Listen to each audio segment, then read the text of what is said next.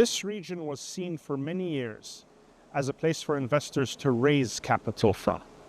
And as more economic development plans started coming to fruition, as more economic plans started going into execution mode, what has been created in the region is no longer just a region to raise capital from, but it has also become a region in which global investors can deploy capital into projects that can deliver fantastic returns for them. What sort of projects are we talking about in a non-oil and gas environment?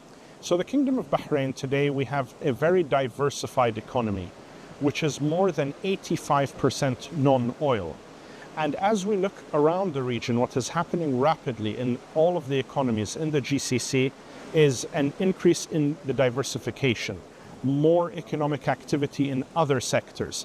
And that brings along with it a lot of opportunities for investment. So as an example, we are focused in the Kingdom of Bahrain on a number of sectors: the logistics sector, the tourism sector, banking and finance, which is today the largest sector in our economy, manufacturing, technology and telecoms, and the oil and gas sector. But I could arguably say every other country in the region is going to tell me the same version of that. Well, I'm very glad that they're telling you that, because that means that all of us are working together to increase economic activity, increase the pie for the whole region, and this rising tide will lift with it all of the economies of the region. So today the GCC economies are in total about $2.3 trillion in GDP.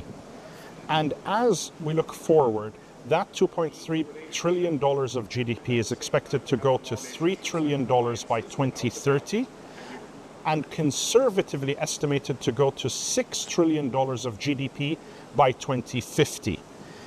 That growth in and of itself, and the diversification that we are seeing in the Kingdom of Saudi Arabia, the continued economic growth that we're seeing in the United Arab Emirates, the two of them together represent more than 75% of GCC GDP, creates opportunities for all the countries in the region, Bahrain included, and especially Bahrain as we build very strong infrastructure in logistics, in tech, in manufacturing to service those economies. I'd be remiss if I didn't ask you about the election. Are you worried about protectionism following on from the election? Are you worried that we could be about to see a dramatic shift?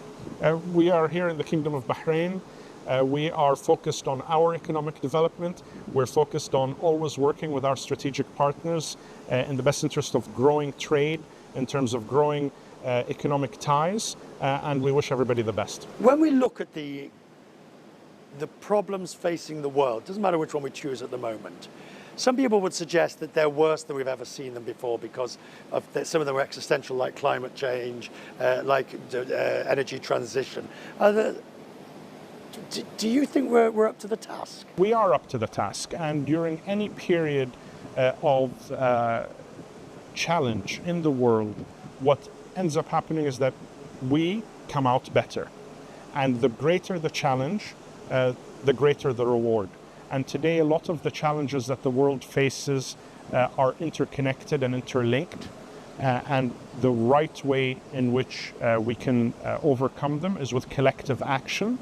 And it takes groups of countries working together to ensure that we overcome the challenges and turn those challenges into opportunities for our citizens and for the people of the world.